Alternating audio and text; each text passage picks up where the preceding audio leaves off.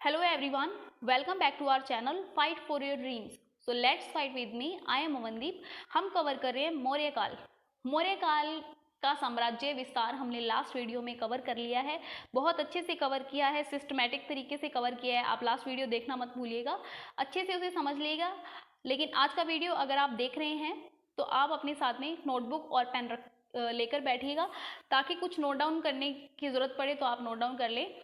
अगर कुछ बातें ऐसी भी आए जो इस पीपीटी में आपको ना मिले तो आप नोट कर लेना, क्योंकि अगर कुछ बातें ऐसी होती है जो वाष्प हो जाती है, बिल्कुल उड़ जाती है भाप की तरह, तो लिख लेना ज़रूरी है. अगर आप लिखेंगे तो आपको रिकॉल करना ईजी हो जाएगा. हम बात कर रहे हैं मौर्य प्रशासन की. देखिए, मौर्य प्रशासन वैसे तो एक विवाद का मुद्दा है, ठीक है, काफ़ी ज़्यादा विवादास्पद मुद्दा है, क्योंकि हमारे पास में कोई सोर्स नहीं है, पुख्ता सोर्स नहीं है. जो सोर्स हमारे पास में है, जैसे कौटिल्य का अर्थशास्त्र है, मेगास्थनीज की इंडिका है, अशोक के अभिलेख है, वो गंगा घाटी के बारे में ज़्यादा बताते हैं, गंगा घाटी के क्षेत्र के बारे में ज़्यादा बताते हैं, ना कि हमें पूरे साम्राज्य के बारे में बताते हैं. फिर भी अभिलेख, अशोक के कुछ अभिलेख हैं जो हमें अलग अलग प्रांतीय व्यवस्था के बारे में बताते हैं. फिर भी अकेले अशोक के अभिलेखों के आधार पर हम पूरे साम्राज्य का वर्णन नहीं कर सकते हैं. लेकिन अब हमारे पास में कोई सोर्सेस नहीं है, इसीलिए हमें उन पर भी निर्भर रहना पड़ता है. ठीक है, तो देखिए, सबसे पहले मैं आपको बता देती हूँ, भारत की इतिहास लेखिका है रोमिला थापर.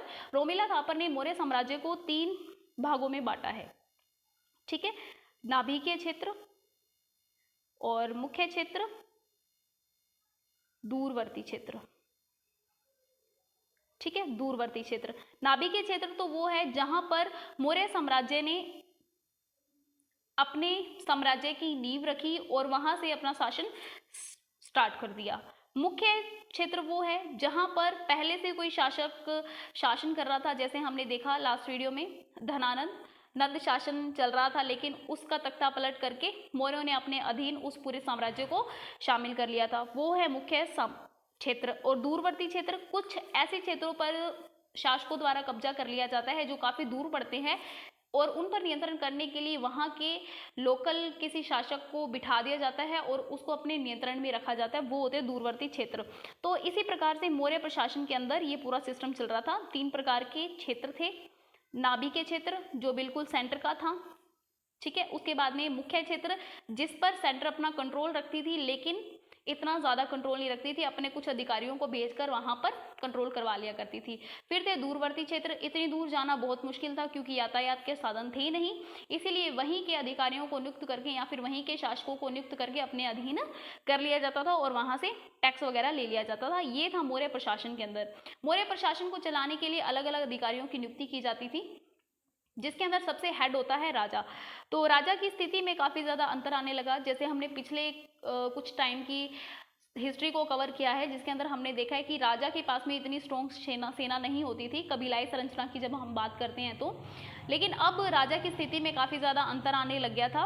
अब राजा की शक्ति काफ़ी बढ़ने लगी थी और उसकी प्रतिष्ठा जो थी वो काफ़ी ज़्यादा अब वैभवशाली होने लगी थी, क्योंकि राजा अब देव नाम पिए. देव होते हैं देवता, पिय होते हैं प्रिय. ठीक है, अब ऐसा तो नहीं कहा जाता था कि राजा देवता होता है, लेकिन ऐसा जरूर कहा जाता था कि जो राजा है वो देवता का प्रिय है. तो अब क्या हो गया, प्रजा और राजा के बीच में मध्यस्थता की जो भूमिका थी वो काफ़ी ज़्यादा कम हो जाती है, क्योंकि अब बीच में कौन आ जाते हैं, भगवान आ जाते हैं. अब वो देव आने लग जाते हैं. तो देव नाम पिय की उपाधि अब राजा लेने लग गए थे. अशोक ने इस उपाधि को ग्रहण किया था. अब राजा और प्रजा के बीच मध्यस्थों की भूमिका सीमित होने लग गई थी. ठीक है, अब राज्यों की शक्ति का आधार धर्मशास्त्र ही नहीं अपितु अर्थशास्त्र भी होने लगा था. यानी कि राज्य जो राजा होते थे वो पुराने कानून तो लागू कर सकते थे, लेकिन नए कानून भी बना सकते थे. यानी कि जो पूरा का पूरा प्रशासन होता है उसका सर्वोच्च कौन होता है, राजा होता है. ठीक है, राजा को ही श्रेष्ठ माना जाता है. राजा में सारे अधिकार, सारी शक्तियां निहित होती है.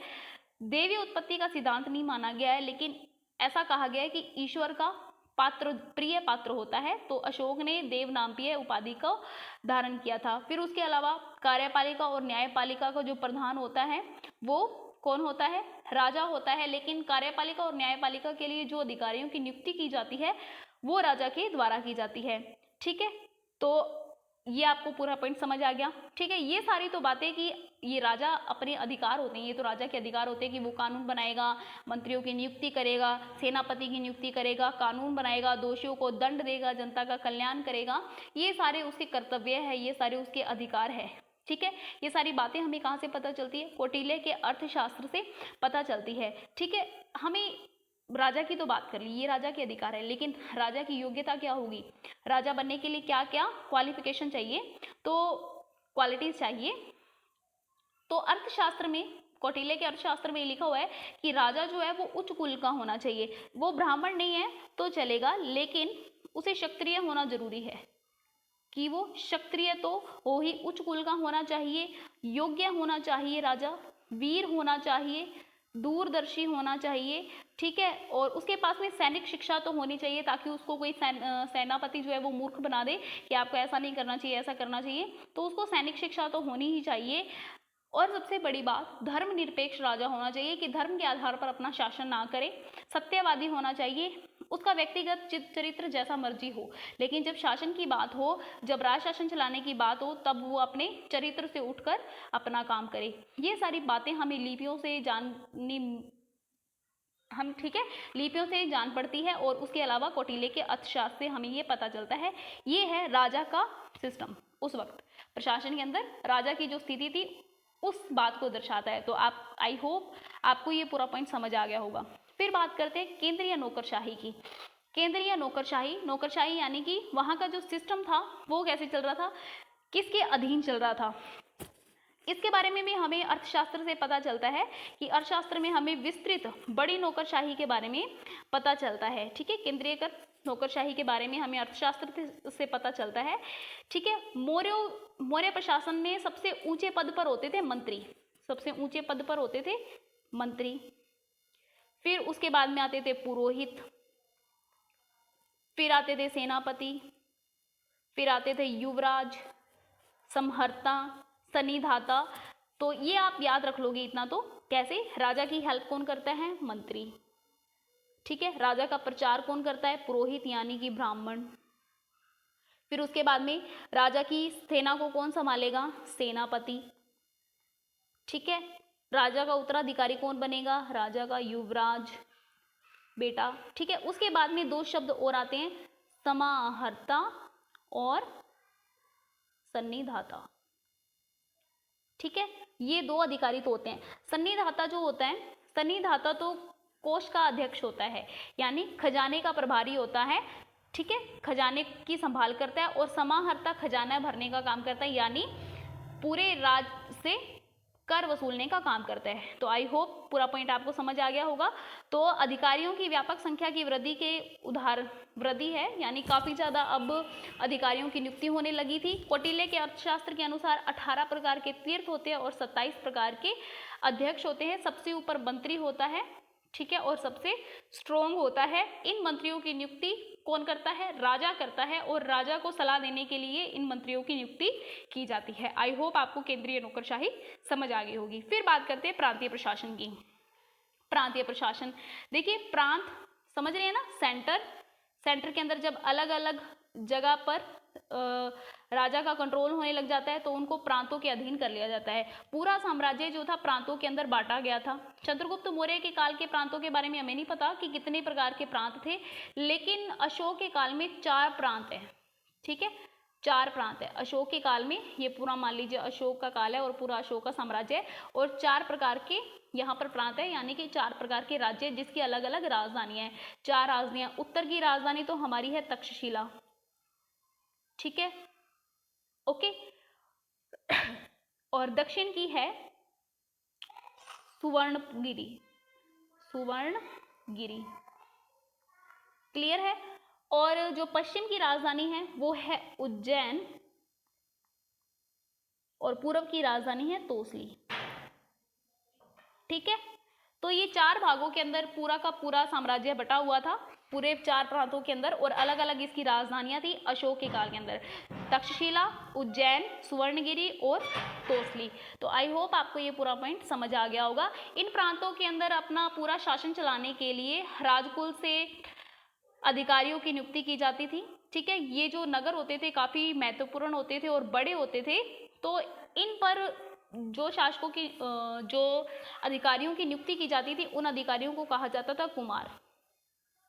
आज जो बैठे ना प्रांतों के अंदर, उनको तो बोलते हैं मुख्यमंत्री, लेकिन उस वक्त जो प्रांतों पर प्रशासन करते थे उनको बोला जाता था कुमार या फिर आर्यपुत्र। ठीक है, याद रहेगा, कुमार या फिर आर्यपुत्र। प्रांतों पर शासन करने वाले जो अधिकारी होते थे वो कौन होते थे? कुमार या फिर प्रांत। पूरा का पूरा साम्राज्य बटा हुआ था अलग अलग प्रांतों में। प्रांतों के अंदर जो सिस्टम लागू करना होता था वहां पर कौन होते थे? कुमार या आर्यपुत्र होते थे। लेकिन कुछ कुछ बातें प्रांतों के अंदर ऐसे हो जाती थी जो वहां के अधिकारी कंट्रोल नहीं कर पाते थे।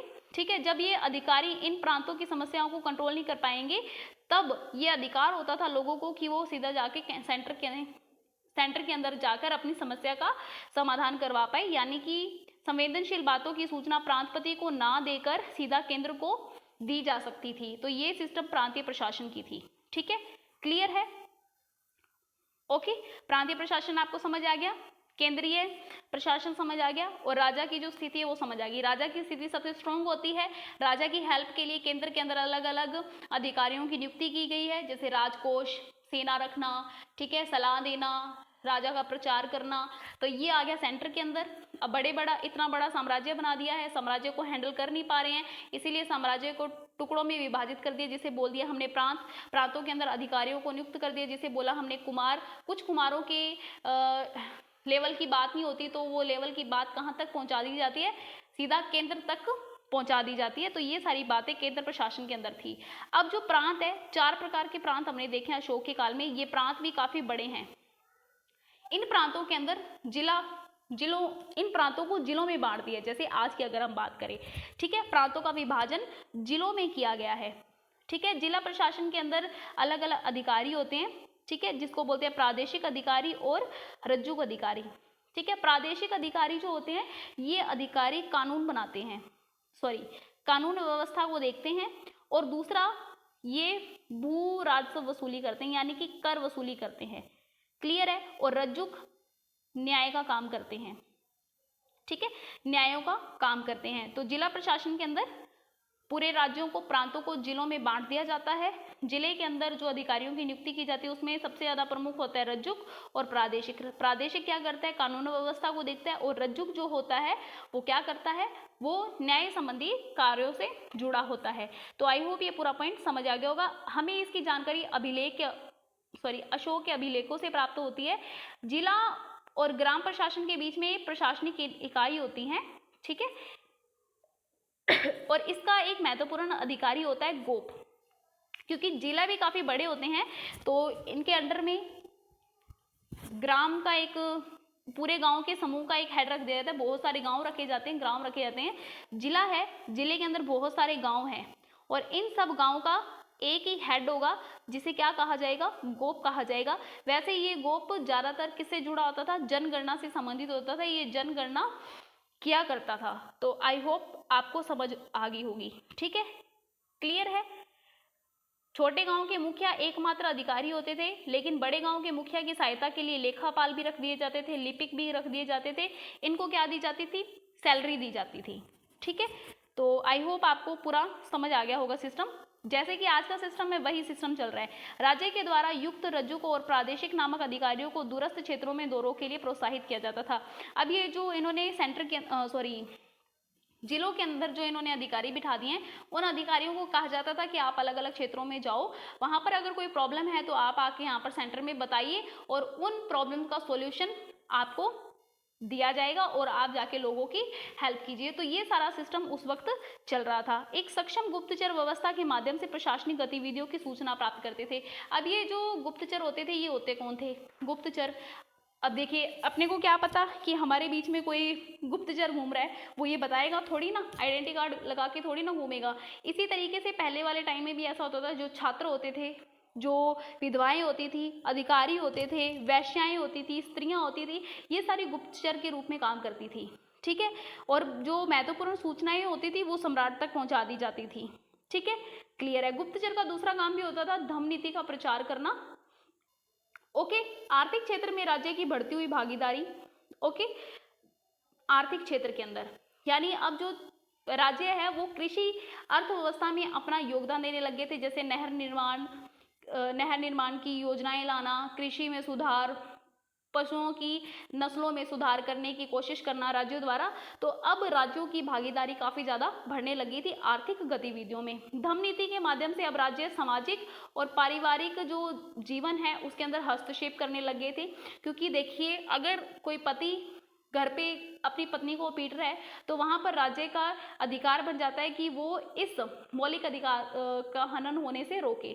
ठीक है, तो उस वक्त के काल के अंदर ये कहा गया था धम्म नीति के अंदर कि प्रत्येक व्यक्ति को चाहे खाने के लिए ना मिले लेकिन उसके मौलिक अधिकारों का हनन नहीं होना चाहिए। तो इस प्रकार जो धम्म नीति के माध्यम से राज्य सामाजिक और पारिवारिक गतिविधियों में हस्तक्षेप करने लग गए थे। लेकिन हमें ये पता होना चाहिए, हमें ये कभी नहीं भूलना चाहिए कि हमने जो भी प्रशासनिक नीति पढ़ी है ना, ये सारी प्रशासनिक नीति गंगा घाटी की है, पूरे साम्राज्य की नहीं है। ठीक है, पूरे साम्राज्य की नहीं है, गंगा घाटी की सच्चाई को व्यक्त करते हैं। कौटिल्य का अर्थशास्त्र प्रचुर मात्रा में, बहुत गहरी मात्रा में हमें प्रशासनिक केंद्रीयकरण के बारे में बताता है, लेकिन वो सारा केंद्रीयकरण गंगा घाटी से संबंधित है। हमें ये नहीं भूलना चाहिए कि उस वक्त इतने बड़े प्रशासन के अंदर यातायात उपलब्ध नहीं थे, संचार का कोई साधन नहीं था, ये सारी सीमाएं हैं। इसीलिए हमें ये ध्यान रखना चाहिए जो दूर के जो क्षेत्र हैं उन दूर के क्षेत्रों के अंदर जो नियंत्रण है वो इतना ज़्यादा कठोर नहीं होता होगा, ढीला होता होगा और अप्रत्यक्ष नियंत्रण रहा होगा। तो आई होप आपको पूरा का पूरा प्रशासन समझ आ गया होगा। कल हम इस प्रशासनिक नीति से संबंधित क्वेश्चंस को सॉल्व करेंगे और आप देखना कैसे आप झटके में सॉल्व करोगे अगर आप रिवाइज करेंगे तो। ठीक है, तो मिलते हैं नेक्स्ट वीडियो के साथ में, तब तक के लिए bye, take care, stay connected and stay healthy. जय हिंद।